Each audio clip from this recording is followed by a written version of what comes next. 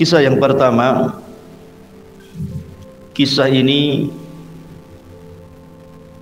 berasal dari Wa'il ibn Hujr ibn Rabi'ah al-Hadrami, seorang sahabat Nabi SAW, dengan Muawiyah ibn Abi Sufyan, pencatat wahyu Nabi SAW.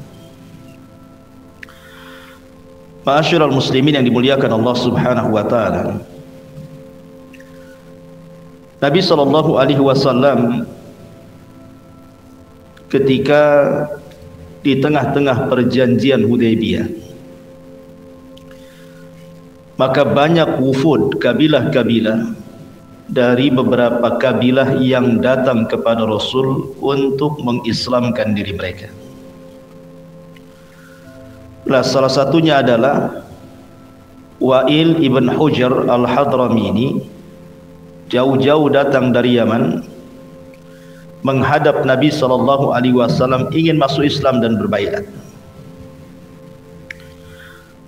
Wa'il ibn Hujr al-Hadrami ini karena dia baru masuk Islam dan bapaknya termasuk dari raja-raja Yaman. Jadi dia turunan raja daripada raja-raja Yaman. Artinya dia bukan orang biasa, turunan raja.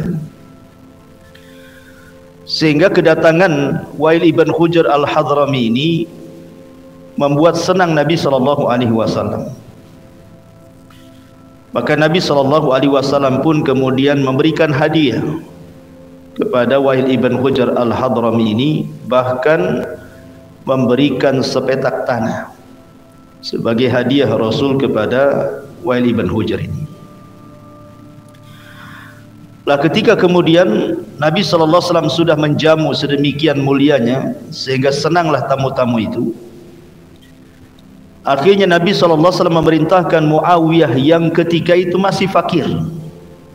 Muawiyah itu dulunya miskin sekali, sampai ketika ada seorang janda datang kepada Nabi SAW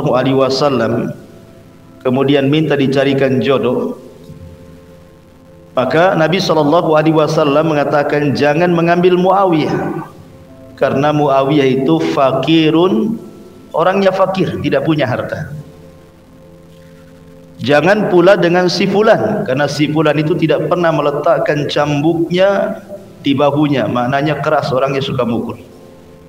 Tapi menikahlah dengan Zaid, dengan Usama ibn Zaid. Ma'asyiral muslimin yang dimuliakan Allah Subhanahu wa taala. Jadi ketika itu Muawiyah yang masih miskin disuruh untuk menunjukkan tanah yang dimaksud oleh Rasul untuk dihadiahkan kepada Wa'il ibn Hujr al-Hadrami. Berangkatlah Muawiyah dengan Wa'il ibn Hujr ini. Muawiyah jalan kaki, sementara Wa'il ibn Hujr al-Hadrami ini menaiki unta. Dan tanah yang dituju, maksudnya yang dikehendaki Nabi SAW itu cukup jauh, harus melintasi padang pasir. Taulah padang pasir di tengah-tengah siang, terik matahari, panas terik, kering kelontang, tentu akan membakar kaki siapapun yang berjalan di situ. Karena di zaman itu jarang orang pakai sandal. Sandal itu mahal, sandal itu hanya dipakai untuk safar saja. Sehingga diceritakan Muawiyah ibn Abi Sufyan ini tidak tahan dengan panasnya terik matahari itu. Akhirnya kemudian Muawiyah mengatakan, ardifni khalfaka ya Wa'il. Bagaimana kalau seandainya boncengkan aku di belakang untamu itu, biar aku tidak jalan kaki, kepanasan kakiku ini. Tapi jawaban Wa'il ibn Hujr, karena waktu itu dia baru masuk Islam, masih ada kesombongannya karena dia putra daripada raja-raja Yaman. Ya, jadi pengaruh kekuasaan Yaman masih ada pada dirinya. Karena memang begitu kan, biasanya walaupun dia bukan raja tapi anak raja, adalah kesombongan sedikit. Sama dengan dulunya mantan polisi, mantan jenderal purnawirawan gitu ya. Masih kayaknya tugas saja padahal sudah pensiun gitu. Gayanya masih gaya militernya itu tidak bisa dihilangkan. Ya. Jadi akhirnya kemudian kata Wa'il ibn Hujr al-Hadrami ini, dia mengatakan la takun min ardafil muluk, bonceng. Kalau memang tidak bisa dibonceng maka pinjamkan sandalmu kepadaku. Tapi lagi-lagi kemudian Wa'il ibn Hujr dia mengatakan tidak. Ketika dia mengatakan a'tini na'laka, kalau gitu pinjamkan sandalmu, dia mengatakan tidak. Sandal ini sandal mahal. Ya, sandal mahal. Ini sandal biasa dipakai oleh turunan raja. Kau tidak pantas memakainya. Kalau engkau mau maka berjalanlah di samping unta. Jadi kalau matahari sebelah sana, kan ada naungan di samping unta. Bayangkan coba, berapalah naungan unta itu? Kalau untanya kecepatan dia kena matahari lagi, kan itu ya. Kemudian kakinya pun panas di tengah padang pasir. Sampailah kemudian di tanah yang dituju itu, kemudian ditunjukkan inilah tanah yang dihadiahkan Rasul untuk. Kemudian berjalanlah waktu, tidak berjumpa lagi antara Muawiyah dengan Wa'il ibn Hujr al-Hadrami. Sampai akhirnya takdir pun membalik semuanya. Nabi SAW meninggal. Khalifah dipegang Abu Bakar. Abu Bakar meninggal, khalifah dipegang Umar bin Khattab. Umar meninggal dipegang Utsman. Utsman meninggal dipegang Ali. Ali meninggal dipegang anaknya Ali Hasan ibn Ali. Cuma 6 bulan. Setelah itu kekuasaan diberikan kepada Muawiyah. Muawiyah jadi raja. Di zaman Rasul dia miskin. Sekarang Muawiyah jadi raja kaum muslimin. Dialah raja pertama dalam Islam yang disabdakan Nabi SAW, Malikun wa rahmah, raja yang penuh dengan keberkahan. Wa'il ibn Hujr al-Hadrami ini tentu kaget kan, sekarang Muawiyah sudah kaya tuh. Dia pula jadi miskin. Dulu dia anak raja, sekarang dia miskin. Bagaimanapun dia harus datang kepada Muawiyah berbaiat, karena kan rajanya Muawiyah. Subhanallah, dengan malu-malunya kemudian Wa'il ibn Hujr al-Hadrami ini menghadap Muawiyah ibn Abi Sufyan, dan Muawiyah masih mengenalinya. Tapi Muawiyah ini orang baik. Disuruh duduk, kemudian Muawiyah mengingatkan zaman dulu tuh lihat. Masih ingat wahai Wa'il, dulu di zaman Nabi SAW katanya, kata Muawiyah gitu kan. Kata Wa'il ya. Kemudian Wa'il mengatakan dengan penuh penyesalan, dia mengatakan seandainya waktu itu bisa diputar kembali katanya. Ketika engkau minta naik di atas tunggangan untaku, kau yang naik, aku yang turun katanya. Katanya dia kan.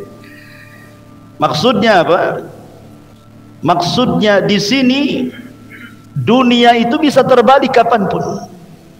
Tapi Muawiyah ini orang baik, tetap dia tawadhu dan tetap memberikan hadiah besar kepada Wa'il ibn Hujr al-Hadrami ini. Maka dari sini ada faedah yang sangat luar biasa ikhwan. Dan ini risalah kepada orang-orang yang Allah berikan kekayaan. Risalah kepada orang-orang yang Allah berikan pangkat jabatan dan kepemimpinan. Risalah kepada siapapun yang diberikan jabatan baik dalam perusahaan atau yang lainnya, atau risalah pada siapapun yang mungkin dihargai masyarakat hari ini. Ingat bahwa Allah Subhanahu wa ta'ala memberikan itu semua hanya titipan belaka, dan Allah mampu membalik semuanya. Kita lihat banyak orang kaya miskin mendadak. Banyak orang yang kemudian tadinya di atas tiba-tiba turun. Banyak pemimpin-pemimpin yang sangat dihormati akhirnya jadi rakyat jelata dan dihinakan. Banyak orang-orang yang berkuasa jadi rendah, dan begitu seterusnya. Ini kuasa Allah Subhanahu wa ta'ala. Maka dari kisah ini ikhwatu fiddin, kita diajarkan agar jangan pernah menyombongkan kepada siapapun, karena Allah mampu membalik segalanya.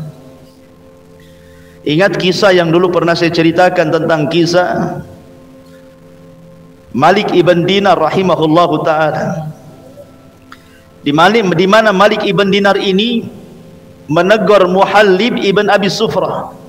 Muhallib ibn Abi Sufrah ini seorang gubernur di Khurasan kala itu. Jadi ketika dia hendak menggerakkan pasukan untuk perang, dia berjalanlah di arah pasukan itu dengan membusungkan dada. Maka Malik ibn Dinar mengatakan, janganlah kau seperti itu. Inna hadhil misyah mabghudatun min kibalillahi wa rasulih. Jalan kamu seperti itu sangat dibenci Allah dan Rasulnya. Jalan biasa saja. Jangan mentang-mentang kau gubernur, jangan mentang-mentang kau pemimpin, jalan saja sampai membusungkan dada. Makanya ikhwatu fiddin, kadang-kadang jabatan dan kepemimpinan itu persis seperti firman Allah Subhanahu wa ta'ala, kalla innal insana la yatgha an ra'ahu istaghna. Terkadang apabila Allah bentangkan kekayaan, bentangkan kepemimpinan, dibentangkan dunia kepadanya, terkadang dia bisa melampaui batas. Cara jalannya saja membusungkan dada, tidak lihat kiri kanan, salam wala kalam, tidak salam tidak bicara. Jadi Malik ibn Dinar menegur, jangan seperti itu. Tiba-tiba kemudian dia berhenti melihat kepada Malik ibn Dinar. Dia tidak tahu kalau dia ulama. Kemudian dia mengatakan, ama ta'rifuni, kamu enggak kenal saya? Sini gubernur, gitu maksudnya. Kemudian Malik ibn Dinar mengatakan, bala a'rifuka, oh tentu aku sangat paham siapa kamu, katanya. Kemudian Malik ibn Dinar mengatakan, bukankah engkau awwaluka nutfatun madhirah wa akhiruka jifatun qadirah wa anta baina dhalika tahmilul adharah, katanya. Engkau itu manusia yang dilahirkan dari dua lubang najis, dan nanti kalau engkau mati, engkau jadi bangkai yang menjijikkan kalau seandainya tidak dikuburkan. Dan sekarang dalam perutmu itu penuh dengan kotoran-kotoran yang menjijikkan, katanya. Dinasihati Malik ibn Dinar ini. Ya. Lalu apa yang kau sombongkan? Terdiam dia, kemudian pergi. Ya. Ma'asyiral muslimin yang dimuliakan Allah Subhanahu wa ta'ala, maka siapapun yang menyombongkan diri di dunia ada akibat. Terkadang Allah Subhanahu wa ta'ala berikan akibat itu cash di dunia, ya kawan. Lihat Qarun, ketika dia sombong dengan kekayaannya dan mengatakan innama utituhu min ilmin indi. Kata Qarun, dia mengatakan, tahukah hartaku dari mana? Hartaku karena aku cerdas. Dia mengatakan apa? Kekayaan ini ku dapat karena aku cerdas, karena aku pandai mencari harta. Qarun tidak menasabkan harta itu dari Allah Subhanahu wa ta'ala. Dia menasabkan kekayaan itu dari kecerdasannya. Ini sombong di hadapan Allah. Makanya Allah Subhanahu wa ta'ala katakan, fa khasafna bihi wa bidarihil arda. Kami tenggelamkan Qarun dan seluruh kekayaannya. Allah bayar cash dengan kesombongannya.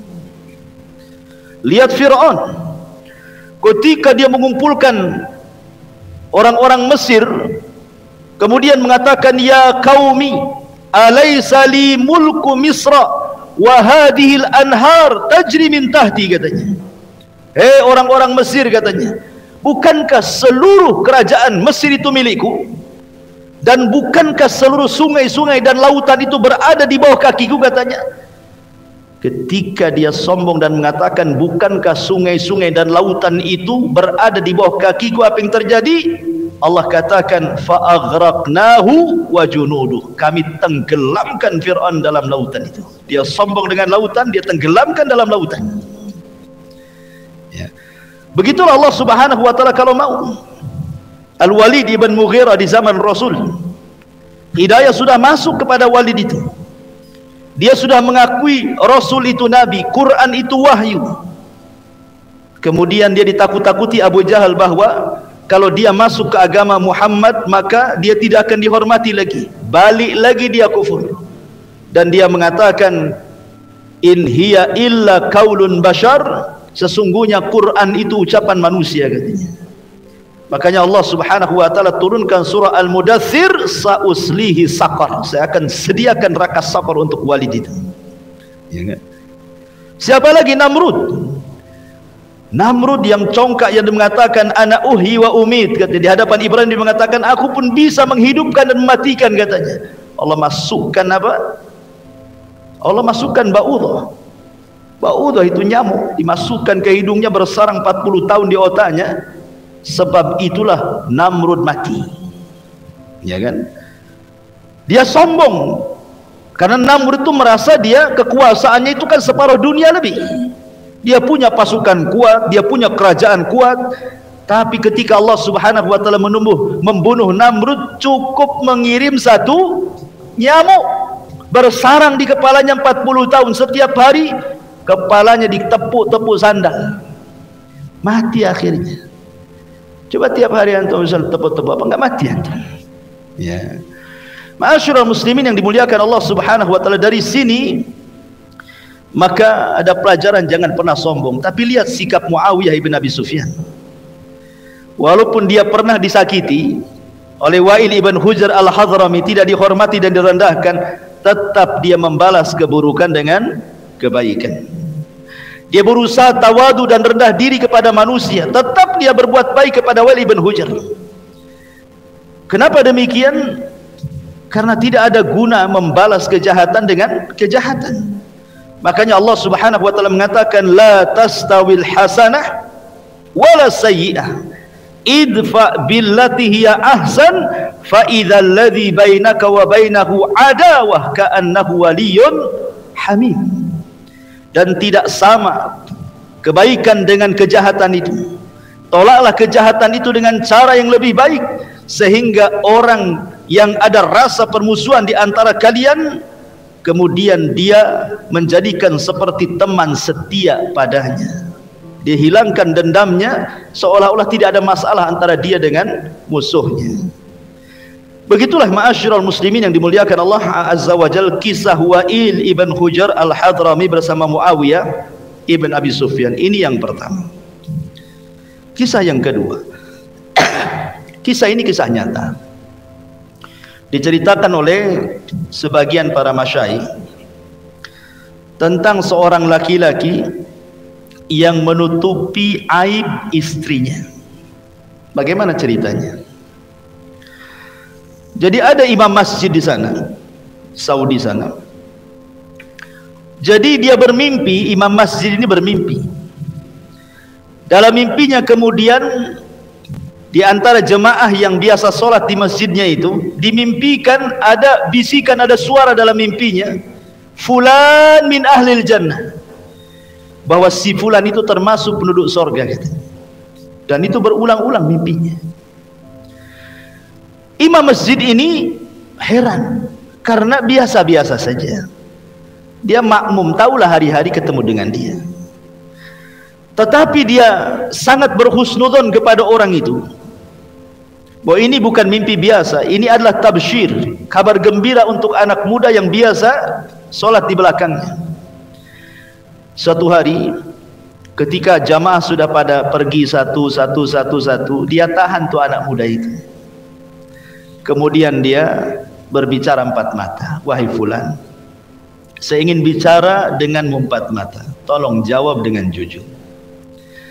Adakah amalan-amalan sir, amalan-amalan yang tersembunyi yang kau lakukan?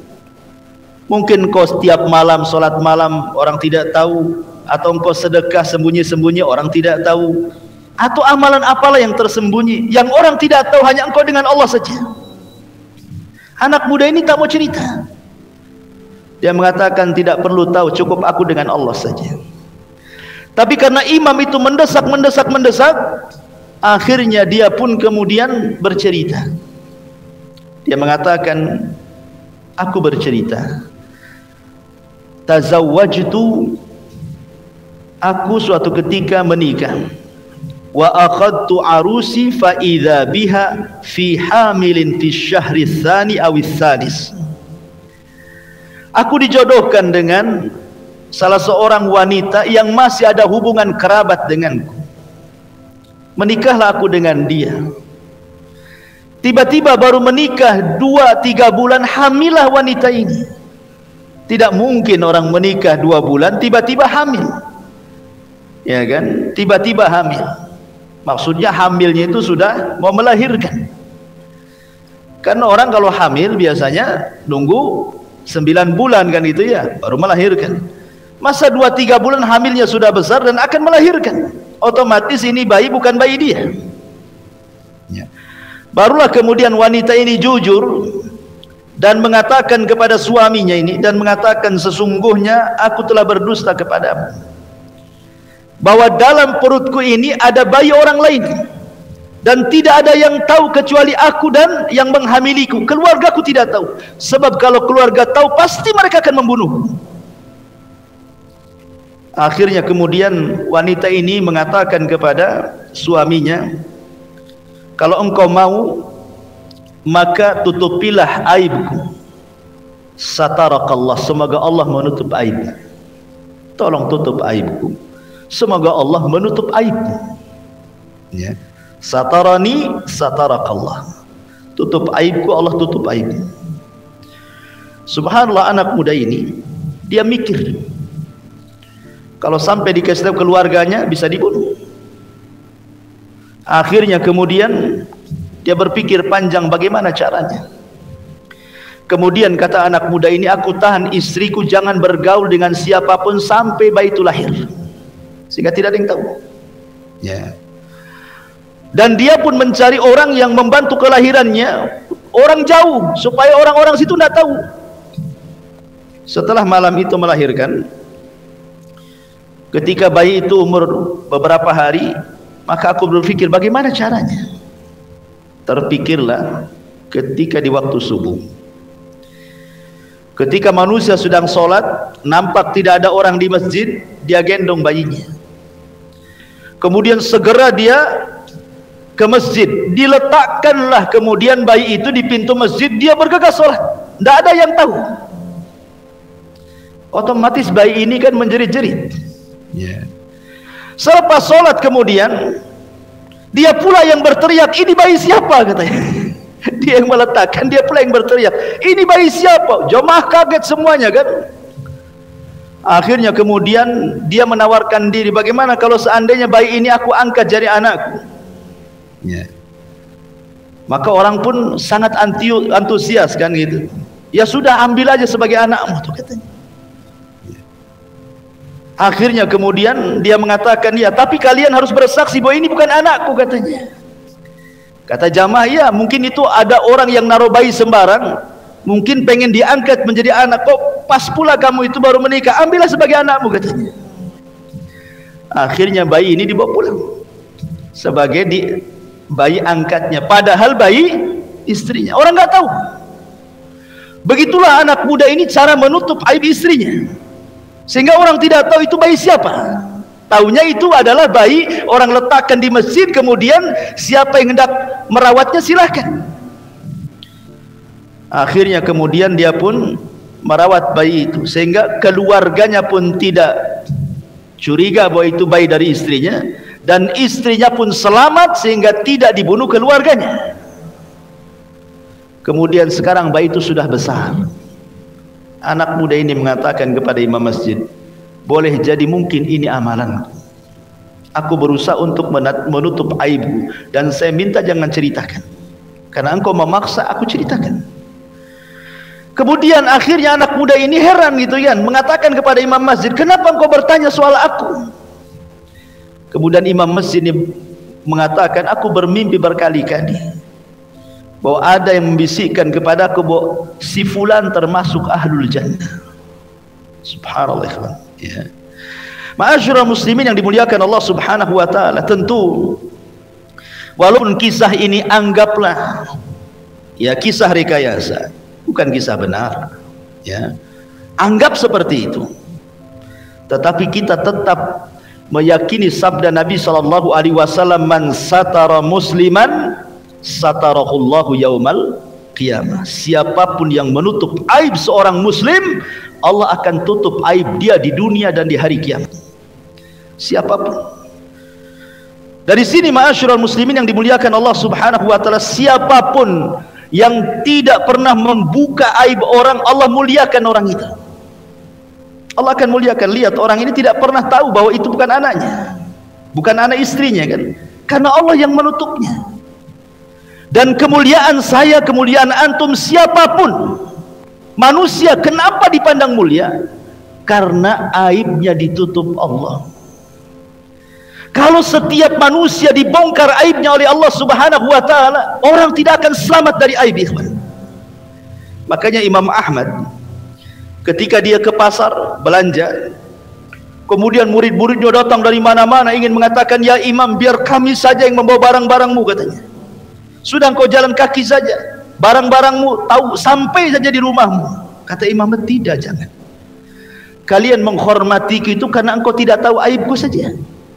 Kalau Allah bongkar aibmu di hadapan kalian, pasti kalian akan mengambil tanah dan meletakkan di kepala aku, katanya. Artinya kita bersyukur kepada Allah Subhanahu wa taala, aib kita masih ditutup, ikhwan.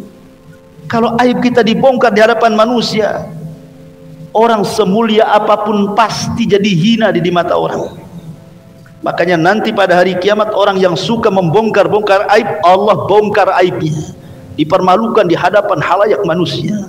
Cemana rasa malunya kita di hadapan Allah Subhanahu wa taala. Ma'asyiral muslimin yang dimuliakan Allah Subhanahu wa taala, menutup aib itu ada 3 macam. Pertama, menutup aib diri sendiri.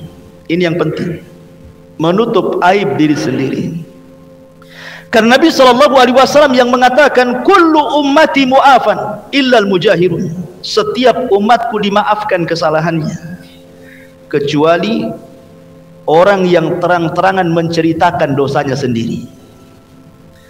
Kalau kita dulu pernah berbuat dosa, jangan pernah diceritakan.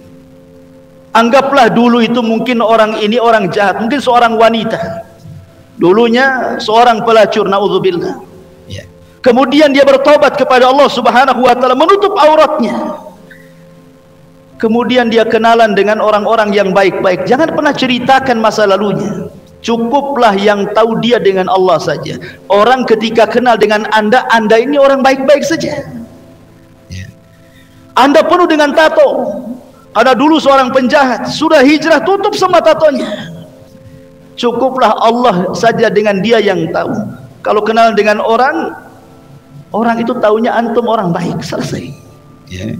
Itu yang pertama. Yang kedua, tutup aib saudara sesama muslim. Karena Rasul yang mengatakan tadi, man satara musliman satarahullahu yaumal qiyamah.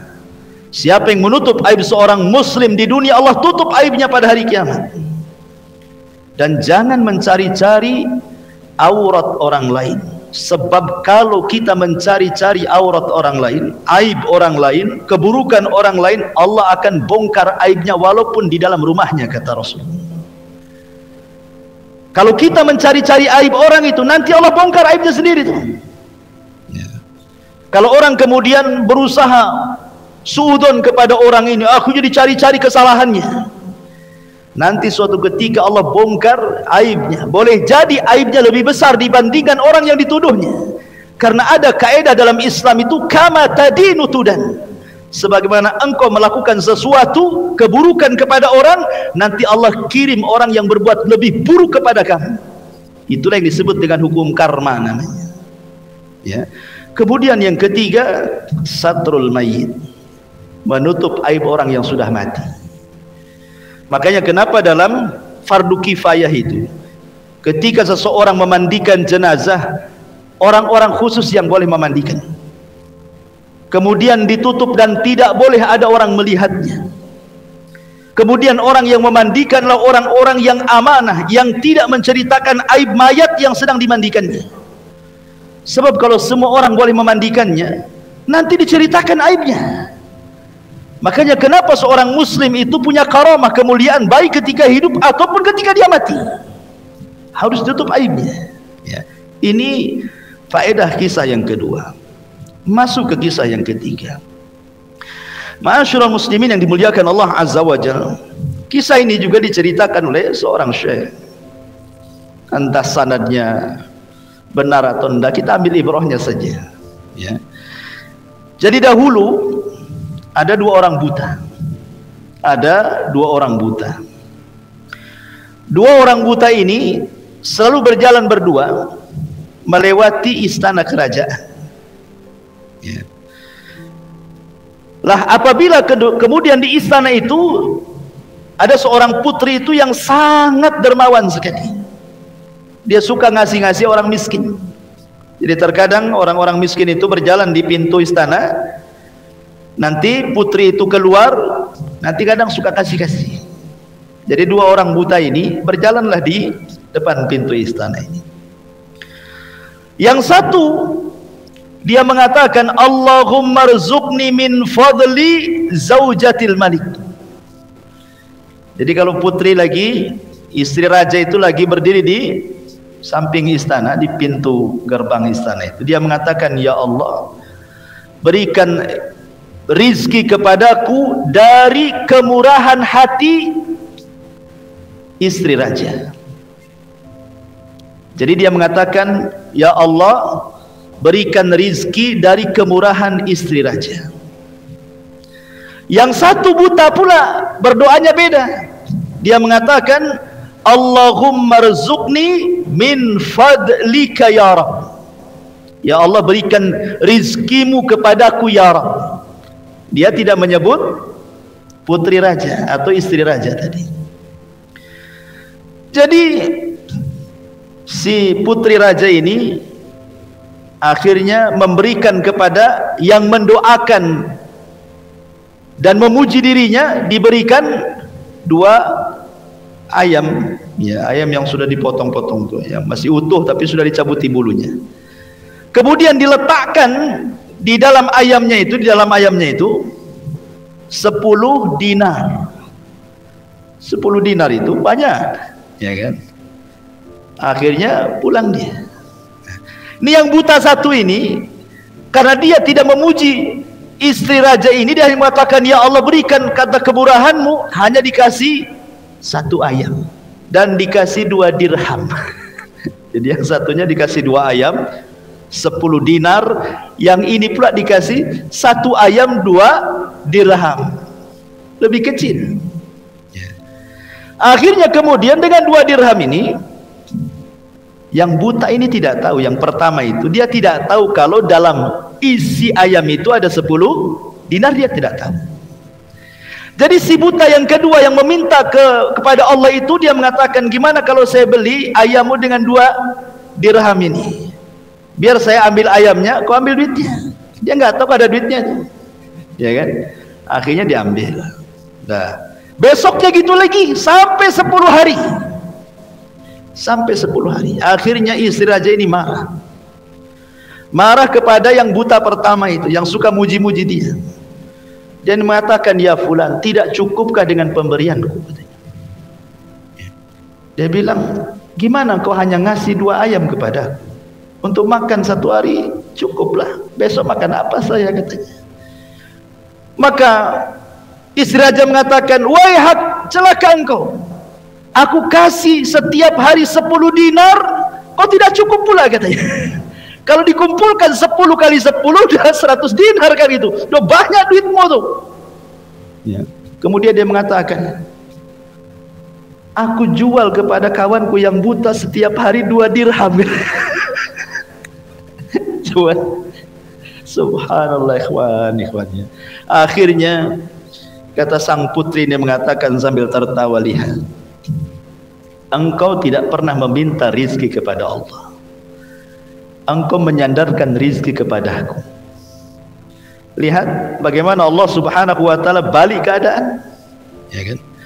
Maka di sini ada sebuah pelajaran besar, ikhwan. Siapapun yang menyandarkan kepada manusia, pasti Allah hinakan. Siapapun yang menyandarkan hidupnya kepada harta, pasti Allah fakirkan. Siapapun yang menyandarkan kepada ilmunya pasti disesatkan. Siapapun yang menyandarkan kepada pangkat dan jabatannya pasti dihinakan. Siapapun yang menyandarkan kepada dirinya, maka dia akan dibosankan. Tapi siapa yang menyandarkan diri kepada Allah, maka dia akan dimuliakan. Ikhwan, kemuliaan itu ada pada hati kita. Ada pada hati kita. Karena siapapun yang menyandarkan kemuliaan kepada orang, sekali orang itu habis, kita pun jadi habis. Karena ada orang-orang yang menyandarkan kepada orang lain, apabila memandang dia kemudian dia merasa tinggi, apabila dia memandang dia kemudian dia merasa rendah.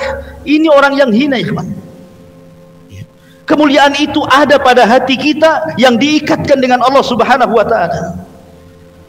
Makanya Nabi SAW mengajarkan sebuah doa yang luar biasa. Ketika Nabi SAW dia pulang dari Taif dalam kondisi dilempari batu, berdarah-darah enggak karu-karuan, lari 1 mil bersama Zaid ibn Harithah. Sepanjang jalan Nabi SAW hanya mengatakan, Allahumma ilaika ashku dha'fa quwwati wa qillati hilati wa hawani 'alan nas. Anta rabbul mustad'afin wa anta rabbi ila man takiluni ila aduwin yatajahhamuni aw ila qaribin malaktahu amri illam takun alayya sakhatun fala ubali. Subhanallah, indah sekali ini doa Nabi. Jadikan doa ini dalam kehidupan antum, tenang antum. Apa kata Nabi SAW? Ya Allah, aku hanya mengadukan kelemahan kekuatanku kepadamu. Sedikitnya pengalaman dakwahku untukmu, dan hinanya aku di mata manusia. Engkau Rob orang-orang yang lemah, dan Engkau Robku. Kepada siapa lagi aku harus menyandarkan diri? Tetapi ya Rabb, selama Engkau tidak murka kepadaku, aku enggak peduli. Ketika orang-orang Taif melemparkan batu kepadaku, melemparkan apapun yang mereka lempar ke badanku sampai aku berdarah-darah, kalau ini bukan sebuah kemurkaanmu kepadaku ya Rabb, aku enggak peduli. Yang penting kau masih sayang denganku. Begitulah Rasul menanamkan kemuliaannya dengan cara menyandarkan kepada Allah. Karena ada orang yang kemudian merasa terhina, sehingga ketika Allah Subhanahu wa taala memberikan ujian kepada kita, seolah-olah itu ujian itu azab dari Allah kepada kita. Dan itu kebanyakan masyarakat seperti itu yang kurang iman.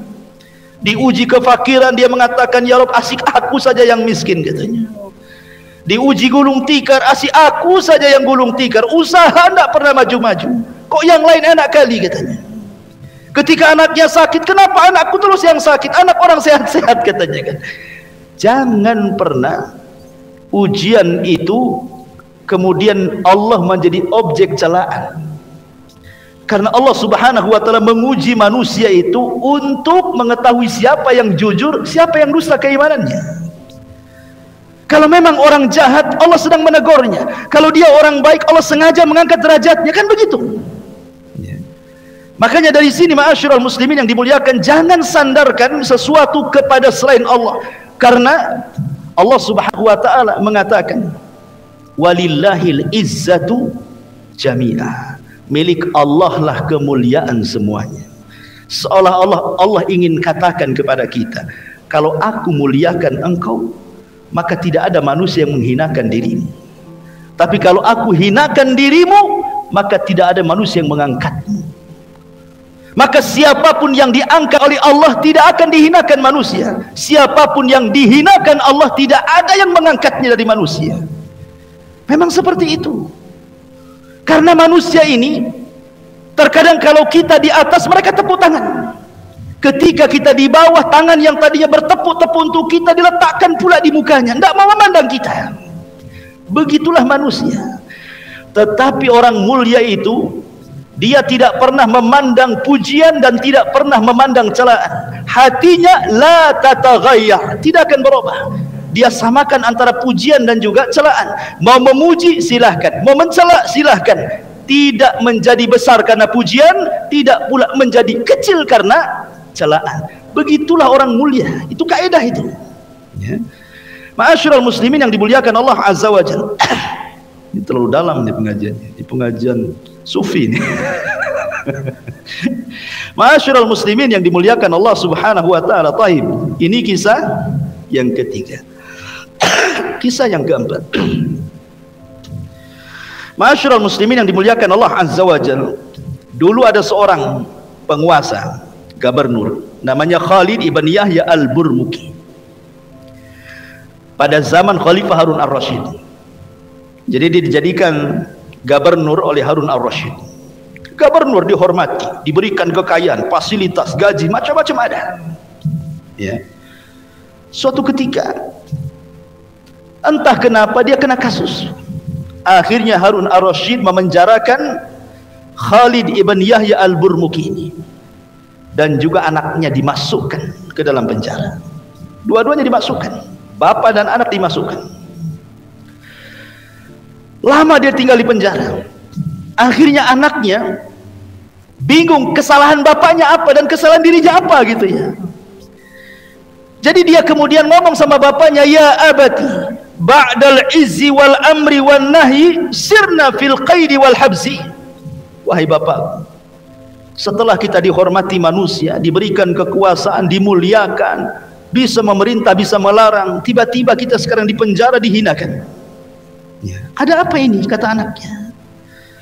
Maka Khalid ibn Yahya al-Burmuki mengatakan, ya bunai, da'watu madlum sarat bil laili wa nahnu anha ghafilun wa lam yaghfalillahu anha. Wahai anak, boleh jadi ini doa orang-orang yang pernah kudzalimi semasa aku berkuasa. Boleh jadi ini doa orang-orang yang kudzalimi semasa aku berkuasa. Dan kita lalai dari doa-doa mereka, sementara Allah tidak pernah lalai. Kita lalai dari doa-doa orang yang mendolimi, yang kita dolimi, sementara Allah tidak pernah lalai. Ya, karena orang-orang yang didolimi, mereka tidak pernah lalai dari orang-orang yang mendoliminya. Orang yang didolimi tidak pernah tidur malam, karena hatinya terganggu, resah, sakit, pedih. Makanya mereka terkadang mengangkat kedua tangan, ya Rabb, ya Rabb, doa kecelakaan. Sementara kita yang mendolimi asyik tidur, sementara orang itu sedang mendoakan keburukan kepada kita. Ma'asyiral muslimin yang dimuliakan Allah Azza wa Jalla. Ada satu kisah nyata, ini juga diceritakan oleh masyayikh. Jadi suatu ketika ada orang kaya, ceritanya. Ada orang kaya sedang berjalan-jalan. Dia menggunakan pakaian yang bagus, yang indah. Suami istri, orang kaya, jalan kaki, jalan-jalan. Rupanya dari berlawanan arah itu ada kakek-kakek pakai tongkat, jalan punya susah, dan dia sedang sakit. Akhirnya ketika kemudian berpapasan, qadarullah, ada lubang-lubang itu penuh air. Namanya kakek-kakek sudah tua sakit, kepelesetlah dia, kemudian masuklah dia ke dalam lubang itu. Rupanya cipratan airnya terkena pula baju istrinya yang indah itu, yang mahal itu. Marah istrinya, marah. Kemudian dia ngeluh kepada suaminya. Suaminya terpengaruh dengan istrinya, akhirnya mendekati kakek itu, ditamparnya kakek itu. Saya bayangkan, ya. Akhirnya kakek itu kemudian mengucapkan sesuatu, anak muda ini tidak tahu dia sedang mengucapkan apa. Akhirnya kakek ini pulang dengan sedih. Kemudian anak muda dan istrinya, orang kaya ini, pulang juga mau ganti pakaian. Ya. Entah kenapa baru sampai di rumah, kepelesetlah suaminya. Kemudian terbentur kepalanya, mati. Ceritanya. Akhirnya istrinya nuduh, jangan-jangan disihir kakek tadi, katanya. Jangan-jangan kakek itu penyihir itu, katanya. Akhirnya kemudian dituduhlah kakek itu penyihir. Keluarganya kumpul, akhirnya melapor ke mahkamah. Dipanggillah kakek itu di persidangan. Di sini hakim kemudian bicara, wahai kakek, saya ingin bertanya, betul apa yang dikatakan keluarga korban ini, bahwa engkau menyihir suaminya? Ya. Kata kakek ini, aku bukan seorang penyihir. Kemudian diceritakan, aku hanya jalan, ada lubang, kepeleset, masuk lubang, cipratannya terkena pakaian wanita itu ngadu sama suaminya, tiba-tiba suaminya nampar aku. Aku pun tidak bisa apapun kecuali hanya bisa berdoa. Apa doanya? Laqad araka quwwatahu fiyya fa arini quwwataka fihi. Aku hanya ngomong gitu saja. Ya Allah, engkau sudah tahu kekuatan dia kepada aku, tidak bisa membalasnya, tapi tolong tampakkan kekuatanmu kepadanya. Hanya ngomong itu saja. Masa itu sihir, katanya. Hanya ngomong begitu itu sihir. Akhirnya kata sang hakim, ini bagus sekali kata-katanya, ya, kepada istri daripada suami yang mati. Dia mengatakan, ya, engkau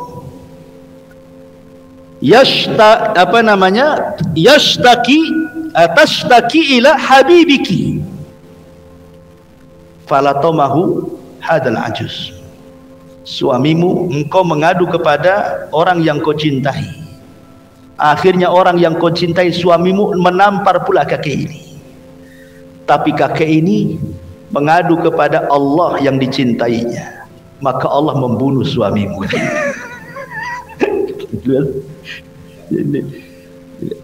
Impas kan, selesai kan. Engkau mengadu pada suamimu, suamimu nampar kakek ini.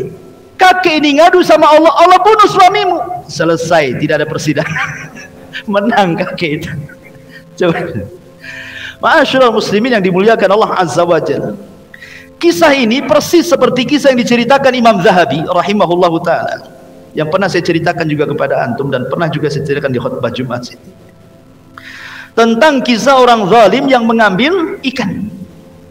Imam Zahabi menyebutkan dalam kitab Al-Kabair bahwa ada orang zalim tiba-tiba mengambil ikan nelayan. Nelayan ini orang fakir, punya keluarga, punya anak-anak, dan Allah takdirkan hari itu cuma dapat 1 ekor ikan, tidak lebih. Tiba-tiba diambil ikan itu dengan cara zalim, bahkan diancam kalau tidak dikasih dibunuh. Akhirnya kemudian tiba-tiba nelayan ini berkomat kami entah ngomong apa. Dengan menangis dia pulang karena tidak ada yang dimakan hari itu untuk dia, keluarga dan anak-anaknya. Sementara orang zalim ini dengan bangganya mengambil ikan besar yang 1 ekor itu, pulang dia ke rumahnya. Di tengah jalan Allah takdirkan ikan yang mati itu Allah hidupkan sesaat, kemudian menggigit jarinya. Ya, digigit ikan biasa saja, darah sedikit.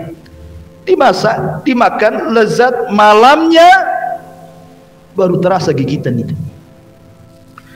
Rupanya gigitan itu makin sakit, menjerit-jerit tidak karuan, sehingga dia merasakan sakit yang tidak tahu rasa sakitnya kecuali Allah, saking sakitnya. Keesokan harinya dia datang ke tabib, ke dokter, diperiksakan. Rupanya kata tabib, ini tidak bisa dibiarkan, karena ini bisa sudah sampai ke pergelangan, harus diamputasi. Itu satu-satunya, terpaksalah dipotong tangannya, pergelangannya hilang. Dikiranya mau sembuh tuh, rupanya tidak sembuh juga, menjerit-jerit tiap malam dia. Datang lagi ke tabib, rupanya bisanya sudah sampai di sikut sini. Akhirnya dia datang ke tabib lagi, kata tabib harus diamputasi juga sikutnya, habis dipotong lagi di sini. Dikiranya sembuh, rupanya tidak, makin menjalar, bisanya sampai ke sini, harus dipotong sininya, habis tangannya harus dipotong. Dokter ini heran. Dokter ini orang soleh, dia tanya, ya fulan, kamu ini kenapa? Aku biasa menangani kasus-kasus seperti ini, tapi nggak seperti kamu, katanya. Baru dia cerita. bahwa aku mendolimi orang, ngambil ikannya, tiba-tiba ikan itu menggigit aku. Beginilah kejadiannya katanya. Kata dokter, la ilaha illallah, seandainya pertama kali kau datang kepadaku sebelum tanganmu tidak ada yang dipotong, kau cari tuh orang yang punya ikan, kau minta maaf, tidak mungkin kupotong tuh tanganmu katanya. Sebelum kupotong semuanya, cari orang itu, cari orang itu ya. Setelah ketemu, akhirnya kemudian dia minta maaf. Samihni ya fulan, maafkan aku wahai fulan. Karena melihat kondisinya, akhirnya sang nelayan ini pun memaafkan. Setelah memaafkan, subhanallah, secara mukjizat sakit yang dideritanya langsung hilang. Denyut-denyutnya itu langsung hilang. Sejak itulah dia setiap ketemu orang dia berteriak-teriak di pasar-pasar, di jalan-jalan, di keramaian orang. Apa teriakannya? Man ra'ani fala yadlim minhu ahada. Siapapun yang melihat kondisiku, jangan pernah berbuat zalim pada siapapun. Ini disebutkan Imam Zahabi di dalam kitabnya Al-Kabair. Dan ini juga sama persis seperti kejadian Sa'id ibni Zubair dengan Hajjaj ibn Yusuf Al-Thaqafi. Hajjaj ibn Yusuf Al-Thaqafi itu seorang penguasa zalim, gubernur yang sangat zalim yang diletakkan oleh Abdul Malik ibn Marwan. Berapa nyawa sahabat dibantai dia, berapa banyak nyawa para tabiin dibantai dia. Bukan ratusan, ribuan sahabat dan tabiin dibantai dia. Bahkan Abdullah ibn Zubair mati di tangannya, sahabat Nabi. Jadi ketika dia berjumpa dengan Sa'id ibn Zubair, murid daripada Abdullah ibn Abbas radhiyallahu anhuma, hendak dibunuh. Tapi Sa'id ini orangnya pemberani, dia tidak takut mati. Ketika dia mengatakan, Hajjaj mengatakan, ingin seperti apa aku bunuh kau ini? Ingin digantung, ingin digorok, ingin apa? Terserah. Sebutkan cara pembunuhanmu katanya. Kata Sa'id, terserah kamu, kau membunuh aku dengan cara apapun terserah katanya. Kemudian dia membaca ayat. Makin emosi Hajjaj ibn Yusuf. Hajjaj ibn Yusuf ini hafal Quran dan cinta dengan Quran, dan dia suka dengan para penghafal Quran. Hajjaj ibn Yusuf ini walaupun dia penghafal Quran, tapi zalimnya naudzubillah ya, karena kekuasaan. Dan walaupun jahat, dia tidak pernah korupsi. Ketika dia meninggal, Hajjaj itu tidak ada satu dirham pun ada padanya, tapi memang dia jahat orangnya ya. Jadi Sa'id ibn Zubair kemudian sebelum dibunuh dia membacakan doa, Allahumma la tusallithu ala ahadin yaqtuluhu ba'di. Ya Allah, jangan kau kuasakan kepada Hajjaj siapapun yang dibunuh setelahku, cukup aku yang terakhir katanya. Sudah banyak nyawa para sahabat dibantai dia, sudah banyak nyawa kibarut tabiin dibantai dia, cukup aku yang terakhir. Jangan kau kuasakan kepada orang zalim ini nyawa siapapun setelahku, kata Sa'id ibn Zubair radhiyallahu anhu ini. Subhanallah. Kemudian kata Hajjaj murka karena mendengar doanya, izbahu, sembelih dia, sembelih dia. Akhirnya disembelih mati. Selang beberapa waktu setelah Sa'id bin Zubair meninggal, maka Hajjaj mengalami sakit yang luar biasa, berteriak-teriak sampai para penjaganya bingung apa yang dilakukan oleh Hajjaj bin Yusuf ini. Malak, malak, ada apa dengan kamu? Kemudian dia berteriak, aku bermimpi dan mengatakan, wali, mali wali Sa'id, mali wali Sa'id. Ada apa dengan Sa'id bin Zubair? Ada apa aku dengan Sa'id bin Zubair katanya. Dia ngomong gitu terus sampai akhirnya Allah wafatkan dia. Itu Hajjaj bin Yusuf. Lihat bagaimana doa orang-orang yang didzalim. Makanya Imam Abdul Qayyim rahimahullah ta'ala mengatakan, walaupun antum menzalimi orang kafir sekalipun, anggaplah yang antum zalimi itu orang kafir, bukan muslim. Tapi kalau orang kafir mengatakan ya Rabb ya Allah, maka Allah subhanahu wa ta'ala akan mengatakan, wa izzati wa jalali la ansurannaka walau ba'dahin. Dalam hadis qudsi Allah akan mengatakan, demi kemuliaanku dan demi keagunganku, aku akan tolong engkau dalam waktu yang sangat singkat. Artinya Allah akan di samping orang kafir, bukan karena kekafirannya, karena dia dari pihak yang dizalimi masalahnya. Allah tidak suka dengan kezaliman. Jadi pembahasannya soal zalim, bukan kafiran. Karena Allah itu la yuhibbul zalimin. La yuhibbul zalimin. Allah tidak suka dengan orang-orang zalim. Ini kisah yang keempat. Masuk kisah kelima. Ma'asyiral muslimin yang dimuliakan Allah Subhanahu wa taala, kisah yang kelima ini diriwayatkan Imam Bukhari. Nabi SAW bercerita tentang seseorang di zaman Bani Israel. Hadis sahih dikeluarkan Imam Bukhari. Dahulu di zaman Bani Israel ada seorang laki-laki, dia peniaga, tijarah, kemudian khasir, bangkrut. Biasalah orang berniaga itu kadang untung kadang buntung, ya biasa. Ya. Jadi orang ini bangkrut, kemudian cari modal. Dia mencari-cari orang untuk bisa dipinjami duitnya. Maka adalah orang terkenal yang suka membantu orang. Dia datang kepada orang itu, tidak kenal, bukan kawan, bukan siapa-siapa, nggak kenal. Cuman dia mengatakan, ya fulan, aku lagi bangkrut, bisakah engkau meminjamkan kepadaku 1000 dinar, 1000 dinar, banyak 1000 dinar itu, kawan, bukan sedikit. Dinar itu kalau diemaskan 4 gram emas lebih, 1 dinar kali 1000. Ya, itu bisa, kalau disatukan emas bisa 5 kilo tuh. Kan itu 1000 dinar tuh 5 kilo emas tuh, banyak lah 5 kilo itu kresek itu. Jadi akhirnya dia mengatakan, baik, akan aku berikan pinjaman kepadamu, tetapi siapa syahidnya, saksinya siapa? Namanya pinjam meminjam kan harus ada saksi, saksinya siapa? Tiba-tiba orang mengatakan, wa kafa billahi syahida, cukuplah Allah saksinya. Akhirnya dengan modal percaya dikasihkanlah uang itu 1000 dinar. Kira-kira di zaman sekarang pinjam uang 1 juta, antum bilang saksinya Allah, dikasih nggak tuh? Ya kan? Walaupun banyak saksi mikir-mikir itu kan. Apalagi orang ini terkenal tukang pinjam kan, dan tidak bayar, makin nggak dikasih. Ya kan? Akhirnya ditentukanlah hari, tanggal, bulan pembayarannya.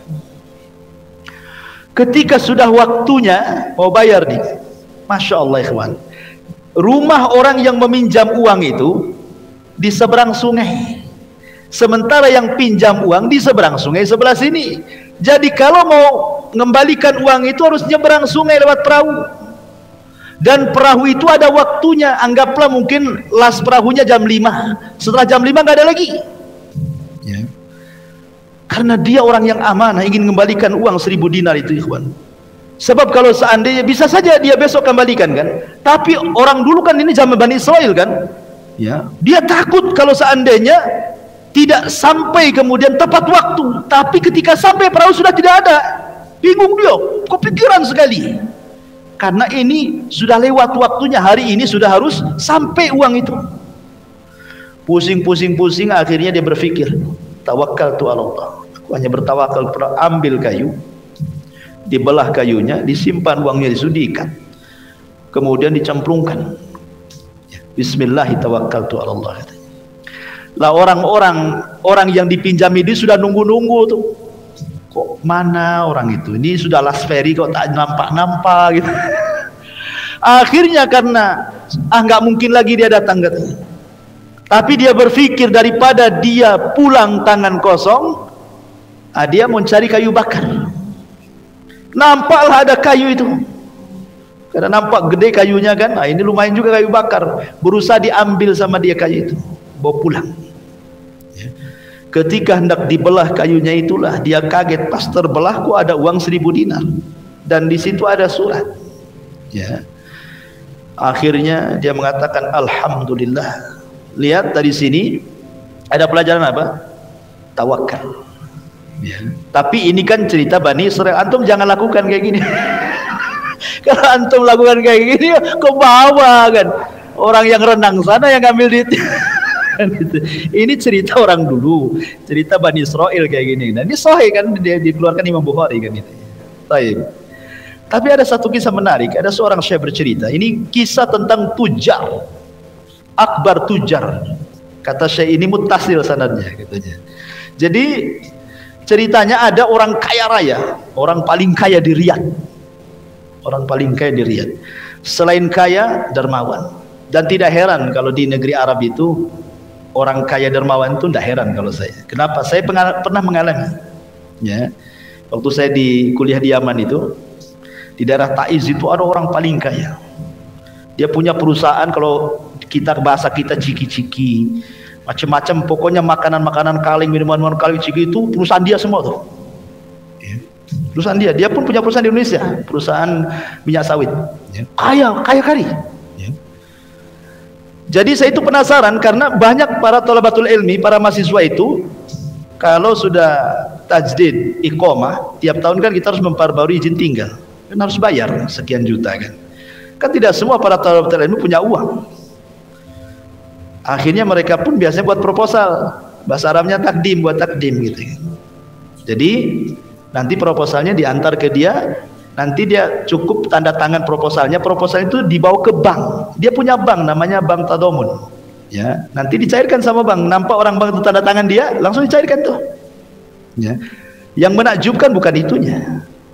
Dia mensyaratkan setiap mengasih proposal itu harus jam 3. Jam 3 malam. Jadi waktu itu saya sama Ustaz Aswad, sama ada beberapa lah gitu ya. Ada beberapa, saya pengen tahu saja kok, karena orang-orang ngomong macam-macam kan itu, luar biasa kalau muji-muji. Berangkatlah saya ke sana dengan Ustaz Aswad dengan yang lain. Memang betul-betul memang. Jadi saya lihat sampai jam sana jam 2 itu nanjak tuh jauh kali itu. Pokoknya capek itu. Tapi terobati capeknya. Masya Allah, orang-orang miskin itu dari mana-mana datang, malam-malam pada tidur di sekitar itu, nunggu jam 3 ya. Kalau sudah jam 3 baru kita masuk ke masjidnya, kemudian nanti dia datang, persis orangnya udah tua, kemudian dia hafal Quran lagi. Ini orang kaya udah kaya hafal Quran ya. Kemudian dia ngaji nanti sama anak-anak buahnya, pekerja-pekerja disimak tuh.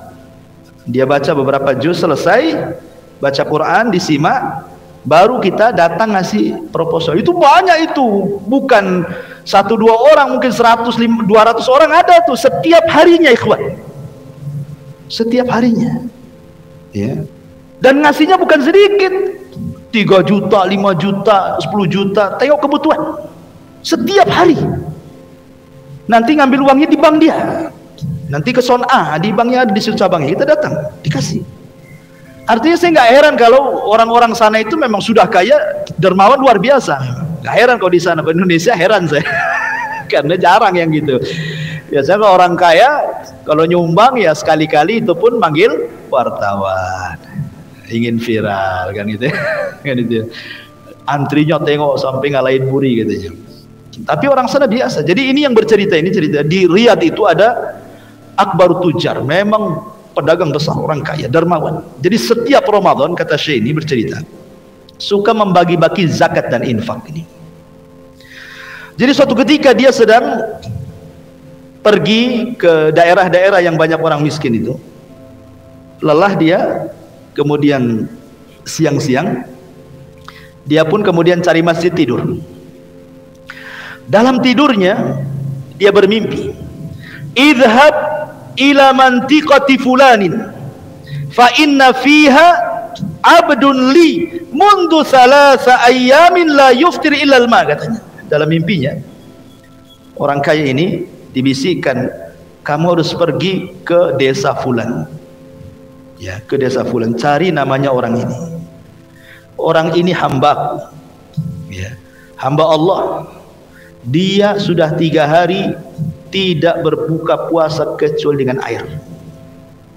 Kau datang, kemudian fa'atihi ma yakfihi sana, berikan kepada dia uang sebanyak kalau digunakan cukup untuk setahun, katanya. Akhirnya kaget dia ya. Bangun dalam mimpinya, diputar rutenya, yang tadinya ke barat jadi ke timur. Dia cari tuh desa yang dalam mimpinya. Akhirnya betul-betul ketemu desa itu. Setelah ketemu, dia masuk ke dalam masjid.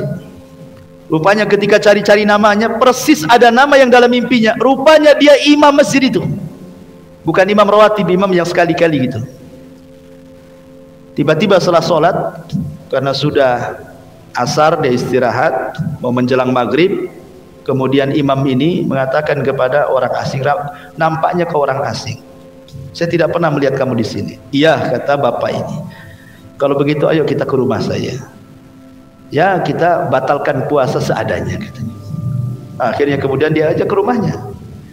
Kagetlah orang kayak ini, di rumahnya nggak ada apa-apa, nggak ada apa-apa, kosong.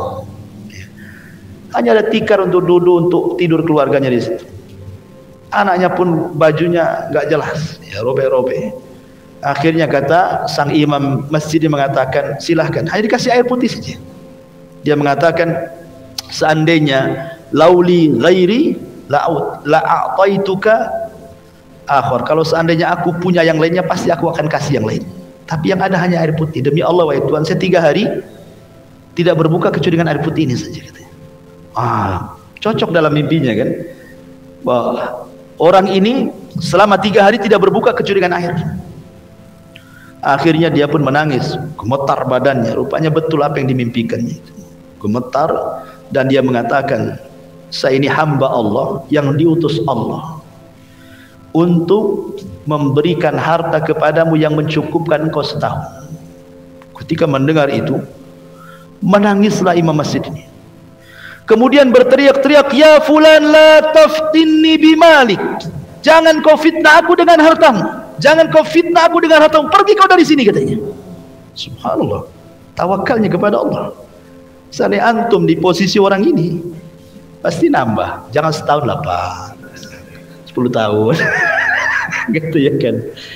Tapi dia bukan la taftinni bimalik, jangan kau fitnah dengan hartamu, pergi-pergi ke sana, katanya. Akhirnya orang kaya ini menangis-nangis, mengeluh-ngeluh, tolong terimalah, pokoknya luar biasa, minta diterima. Karena setelah terus mengeluh-mengeluh minta diterima, subhanallah, dia hanya mengambil al-furiyah, hanya mengambil 1.000 real saja, yang hanya cukup seminggu habis, ya, padahal dia mau ngasih untuk setahun. Berapa ribu real itu kan begitu, dia hanya ngambil 1.000 real yang seminggu sudah habis. Dan dia mengatakan, ini tawakkaltu ala Allah, aku punya Allah, katanya. Pergi-pergi, katanya. Lihat bagaimana ma'asyiral muslimin yang dimuliakan Allah azza wa jalla. Orang kalau tawakal kepada Allah subhanahu wa ta'ala, maka dia tidak akan pedulikan manusia, dia punya Allah kok, ya kan. Taib, ini kisah yang kelima. Yang terakhir, kisah dari Abu Hurairah radhiyallahu an, dan ini dikeluarkan Imam Muslim. Sebagian kita pernah mendengar.